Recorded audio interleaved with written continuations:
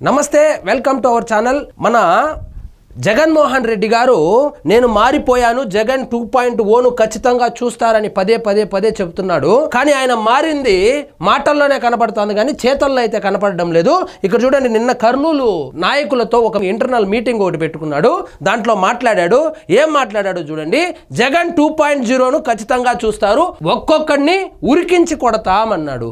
అలా ఉరికించి కొడితేనే కదా జగన్మోహన్ రెడ్డి గారు 151 సీట్ల నుంచి 11 సీట్లకు పడిపోయింది. మీరు కార్యకర్తలకు నాయకులకు భరోసా ఇవ్వాల్సింది ఏంది? లాస్ట్ టైం పరిపాలనలో ఏమేమి తప్పులు జరిగినాయి, దాన్ని ఏ విధంగా ముందుకు తీసుకెళ్దాము. అదేవిధంగా మీరు ప్రజలకు చెప్పవలసింది ఏంది? లాస్ట్ టైం ఈ తప్పు జరిగింది కాబట్టి మీరు నాకు 151 సీట్లు ఇచ్చినా 11 సీట్లకు పడిపోయాను, ఎక్కడ తప్పు జరిగిందో తెలుసుకున్నాను, కాబట్టి ఈసారి ఓట్లేయండి, నాకు 2029లో ముఖ్యమంత్రిని చేస్తే ఇదిగో కూటమి ఇది చేయలేదు, నేను వస్తే చేస్తాను, లాస్ట్ టైం ఎక్కడెక్కడ తప్పు జరిగిందో ఆ తప్పులు జరగనీయకుండా చేస్తానని కదా చెప్పాలా. దానికి భిన్నంగా అదే విధంగా చేస్తాను, ఇంకా రెట్టింపు ఉత్సాహంతో ఇంకా రెట్టింపుగా చేస్తానని చెప్తే జనాలు ఆ పరిపాలన నచ్చకే కదా 11 సీట్లు ఇచ్చి ప్రతిపక్ష హోదా కూడా లేకుండా చేసింది. మళ్ళీ అదే విధంగా మళ్ళీ అదే రౌడీ రాజకీయం చేస్తానంటే నిజంగా జనాలు హర్షించరు. జగన్మోహన్ రెడ్డి గారు, మీరు మారలేదు, మీరు ఓటమి నుంచి నేర్చుకోలేదు, మీకు నిజంగా చెప్పేవాళ్ళు లేదా సలహాదారులే ఈ విధంగా స్క్రిప్ట్ రాసిస్తున్నారో నాకు తెలియదు, కానీ ఇది నిజంగా హర్షించరు. ఏం చెప్తున్నారు? మీరు పార్టీ నాయకులు చేజారిపోకుండా ఉండడానికి సినిమా డైలాగుల్లాగా ఎలివేషన్స్ వేసుకుంటూ లేదా కాన్ఫిడెన్స్ నింపడానికి ఈ విధంగా చెప్పితే నిజంగా వాళ్ళే బయటకు వచ్చి నవ్వుకుంటున్నారు. సో మనోడు ఏం మారలేదంటున్నారు. చూడండి, చర్యకు ప్రతి చర్య తప్పదు, కూటమి సర్కార్తో వ్యవస్థలన్నీ నాశనం అయిపోయాయి, ఇచ్చిన హామీల్లో ఏ ఒక్కటి అమలు చేయడం లేదు, పార్టీ నేతలు పోరుబాటుకు సిద్ధం కావాలి, పార్టీ నేతలనేమో పోరుబాటుకు సిద్ధం కండి అంటారు. ఈయన 2 రోజులకు ఒకసారి బెంగళూరులో గెస్ట్ హౌస్కి వెళ్ళిపోతాడు. పార్టీ నాయకులను కార్యకర్తలను రెచ్చగొట్టి వారానికి ఒకసారి వచ్చి రెచ్చగొట్టి పోరాడండి ఏం పోరాడతారు, ఏం జరిగిపోయిందని పోరాటం చేయాలి, మీరు పోరుబాట పట్టండి అని చెప్తాడు. ఈయనేమో మళ్ళా బెంగళూరుకి వెళ్ళిపోతాడు సాయంత్రానికి ఫ్లైట్లో. చూడండి, అధికార పార్టీ బెదిరింపులకు భయపడద్దు, ఇక నుంచి నేను మీ వెంటే ఉంటా. యాడుంటావు?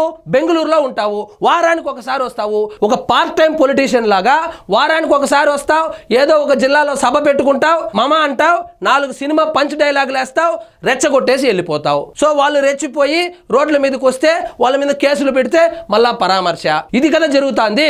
1 సంవత్సరం రోజులో ఎన్ని రోజులు మీరు ఆంధ్రప్రదేశ్లో ఉన్నారు, ఎన్ని రోజులు బెంగళూరులో గెస్ట్ హౌస్లో ఉన్నారు, ఒకసారి ఆత్మ పరిశీలన చేసుకోండి సార్. ఇప్పుడు సడన్ గా వచ్చి నేను మీ వెంటే ఉంటానంటే నమ్మే పరిస్థితుల్లో అయితే మీ క్యాడర్ గాని నాయకులు గాని లేరు. మీరు మారలేదు కాబట్టి పార్టీలో ఏటూగా పిలువబడేటువంటి విజయసాయి రెడ్డి మనోడు ఏం మారలేదనే కదా పార్టీ మారిపోయాడు, రాజకీయాలు మానేశానని చెప్తా ఉన్నాడు.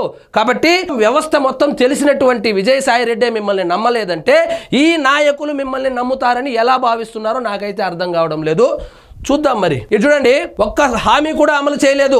వైసీపీ అంటే చంద్రబాబుకు భయం, వైసీపీ అంటే చంద్రబాబుకు భయం అయితే 164 సీట్లు ఎలా గెలుస్తాడు? వైసీపీ అంటే చంద్రబాబుకు భయం అయితే జైల్లో పెట్టినప్పటికీ భయపడకుండా రోజుకు 3 సభలు పెట్టి ఎన్నికల్లో వీరోచితంగా పోరాడి 164 సీట్లు గెలిచలేదా? భయం అంట, భయము. ఇది చూడండి, చర్యకు ప్రతి చర్య తప్పదు, న్యూటన్స్ లా ప్రకారం చర్యకు ప్రతి చర్య ఉంటుంది. చంద్రబాబు బంతిని ఎంత గట్టిగా కొడతాడో అంతే వేగంగా అది పైకి లేచి చంద్రబాబుకు తగులుతుంది. ఇవన్నీ చెప్పేదానికి బాగుంటుంది.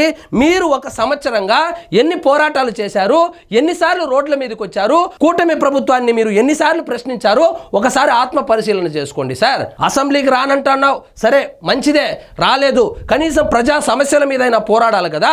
ప్రతిపక్ష హోదా లేనప్పటికీ ప్రతిపక్ష నాయకుడు అని చెప్పుకుంటున్నావు కదా, ప్రతిపక్ష నాయకుడు చేయవలసినటువంటి పని మీరు చేస్తున్నారా? లేదే. ఇప్పుడు చూడండి, ఖచ్చితంగా తిరిగి అధికారంలోకి కష్టాలు అనేవి శాశ్వతంగా ఉండవు, చీకటి వచ్చిన తర్వాత ఖచ్చితంగా వెలుగు వస్తుంది. ప్రతి ఒక్కరూ గుర్తు పెట్టుకోండి. వినడానికైతే బాగుంది, మీరు మాటల్లో అయితే చెబుతా ఉన్నారు కానీ చేతల్లో ఎందుకు ఓడిపోయాము, పార్టీ పరిస్థితి ఎలా ఉంది, ఎందుకు పార్టీలో 2వ స్థానంలో ఉన్నటువంటి విజయసాయి రెడ్డి లాంటి వాడే వెళ్ళిపోయారు, అదేవిధంగా ఎందుకు పార్టీని వీడి నాయకులు వెళ్ళిపోతా ఉన్నారని ఆత్మ పరిశీలన అయితే మీరు చేసుకోకుండా ఒక పార్టీ అధ్యక్షుడిగా పార్టీలో ఉన్నటువంటి లోటుపాట్లు సరిదిద్దుకోకుండా ఇలా వచ్చి వారానికి 10 రోజులకు ఒకసారి ఇలాంటి ప్రెస్ మీటో లేకపోతే మీటింగో పెట్టి చెబితే నిజంగా మీ సొంత కార్యకర్తలు మీ సొంత నాయకులు కూడా మిమ్మల్ని అయితే నమ్మే పరిస్థితి ప్రస్తుతానికి కనపడడం లేదు.